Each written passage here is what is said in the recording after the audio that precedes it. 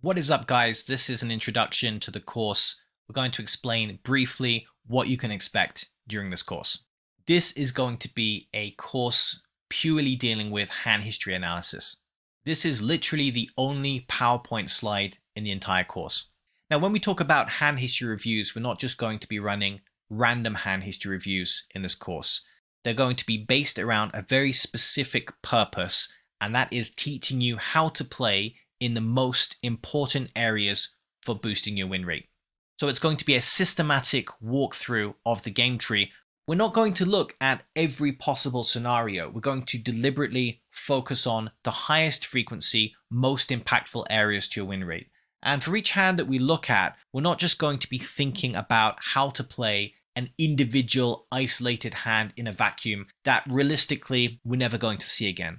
Instead, we're going to be talking about actionable strategies across our entire range for that scenario. So if we're in a c-bet scenario, for example, we're not just going to talk about whether we should c-bet the given hand. We're going to talk about how we should approach that particular node of the game tree in general. You're going to learn strategies for bluffing very aggressively, bluff catching wide, and how to play many areas of the game tree that make players uncomfortable. You will learn how to play both as the aggressor and the defender in 3-bet pots and 4-bet pots. Many players are uncomfortable with these situations just because there are a larger amount of chips at stake. After watching this course, you should feel comfortable to play in these spots without fear, with high levels of aggression and confidence when bluff catching in big pots.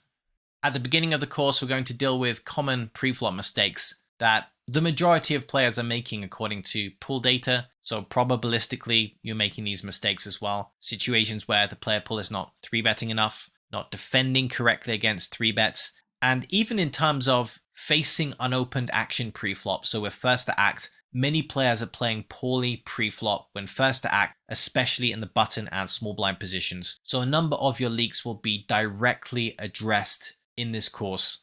This is designed to be a practical course. It's not going to be overly theory oriented. We will use theory throughout the course, but really only to help us drive forward our exploitative strategies. We'll also talk about the differences between how to play against regs and how to play against fish. But if you're really interested in the theory side of poker, don't worry, because we're going to go into depth on a few different theoretical concepts throughout the course also. So hopefully this course will bring some new life, energy, and confidence to your game. Thanks for checking out this introductory video to the course, and I look forward to catching you guys in the course.